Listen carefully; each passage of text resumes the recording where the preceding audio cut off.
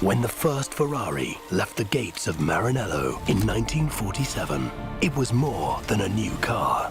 It was a statement of intent. The beginning of a culture of excellence spanning 75 years, built on craftsmanship, dedication, tradition, and innovation. A heritage built with passion, to be lovingly maintained in its authentic, pristine perfection. A lineage which is continuously reinventing and evolving. Today, just as 75 years ago, every Ferrari that leaves our factory is more than a new car. Each has the innate potential to become a classic, to live on forever.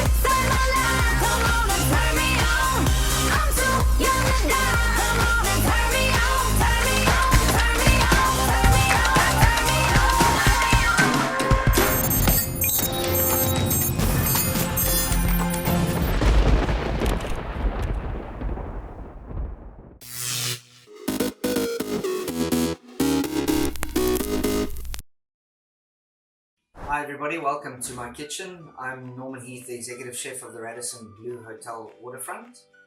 Today I'm going to share one of our best sellers of our restaurant, which is a seared tuna dish. Very simple for you to make at home. You're going to need 500 grams of tuna loin, 20 grams of Cajun spice, 20 grams of sesame seeds white, half a cucumber cut into strips or julienne, 20 grams of edamame beans, some salt for seasoning, pickled ginger, Kewpie mayo, ponzu, and some olive oil for cooking. So the first thing we're going to do is take the tuna, we're going to take the Cajun spice, and we're going to take half of the sesame seeds that we've weighed off. So we're going to take about 10 grams of that and mix it into the Cajun spice. We're going to take the tuna and we're going to just lightly coat it. As you can see, that's got a lovely coating to it. We're going to take the other piece, do exactly the same. You don't need too much olive oil, in a non-stick pan would be perfect. So just a little bit.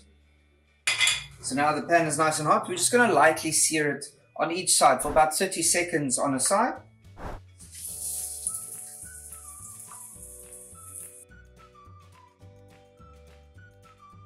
All we're doing is just a high temperature. We want to get golden brown at the outside and nice and crispy, but we don't want to cook the inside. We want to keep that nice medium rare and to get your nice pink color.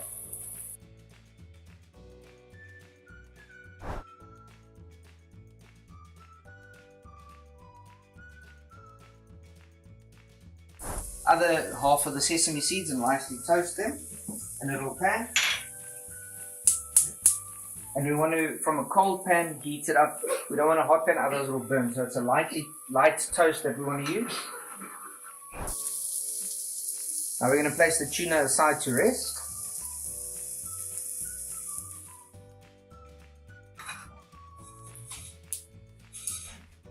We're going to place it back into the bowl. We'll get back to that at a later stage.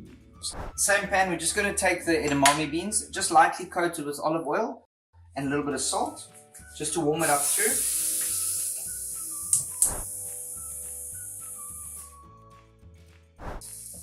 The tuna with a nice sharp knife.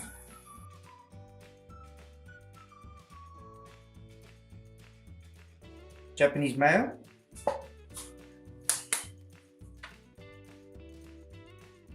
You can see have a look at the color of that. Beautiful.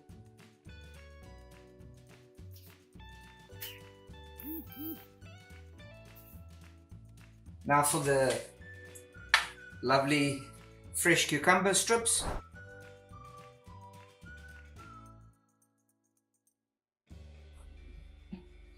We're going to take these lovely edamame beans that we had earlier and just give them a sprinkle over the salad.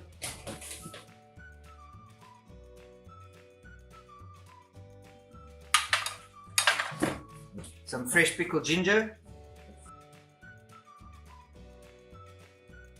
The toasted sesame seeds for the bit of nuttiness and crunch.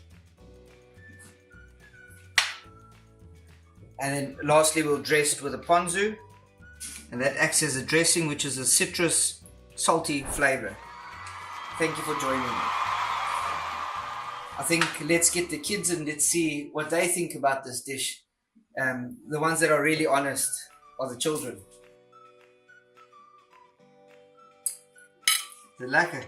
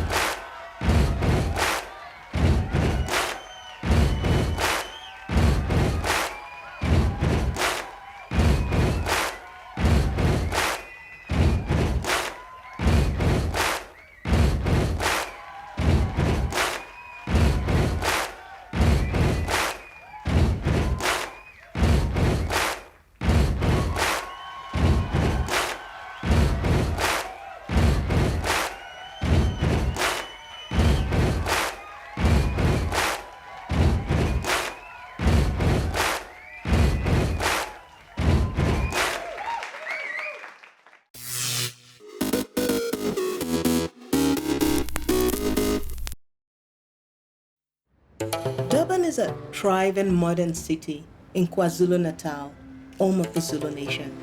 Its people live a fast-paced 21st century life, yet many of them carry their traditions deep within them. I find that the traditional Zulu attire is so regal looking. Just the colors and the vibrancy, just beautiful. I traveled out of Durban to discover the Zulu way of life. I didn't realize how close the city is to the beautiful rolling hills of Heartland. I was excited to find people still living according to a proud, passionate heritage, not just respecting the old ways, but celebrating tradition joyously. I found people with an amazing zest for life, flashes of color everywhere. I was swept up in the drama, the noise, the excitement of it all. I mean, every photographer lives for those moments. It's something I'll never forget.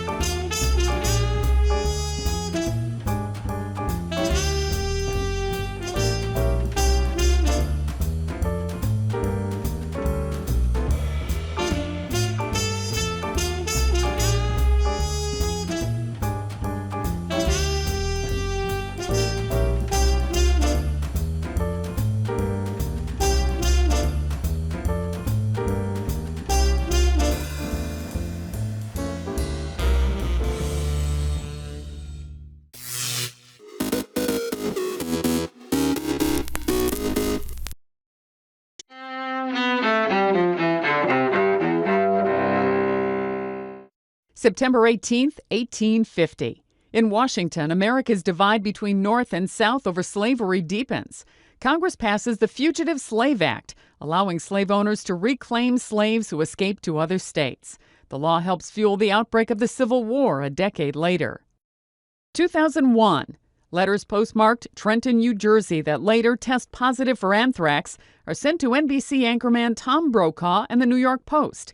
The letters are part of the anthrax scare that kills 5 people and infects more than a dozen others just weeks after the September 11th terror attacks.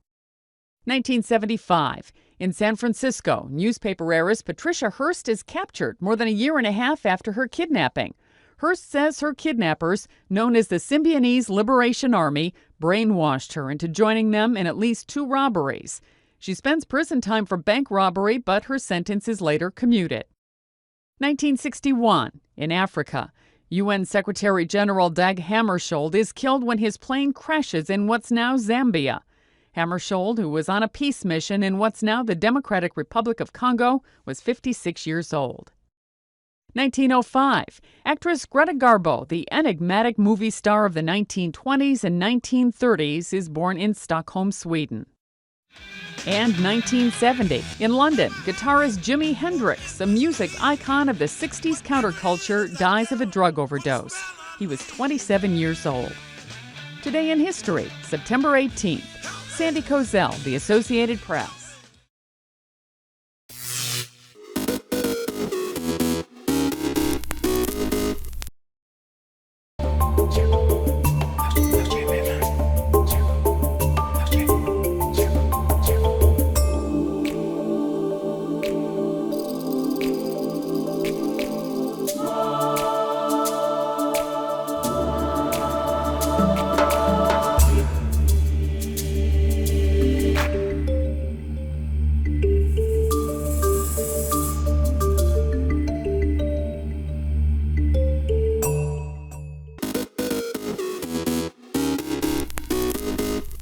Welcome back in our studio, and in today's news,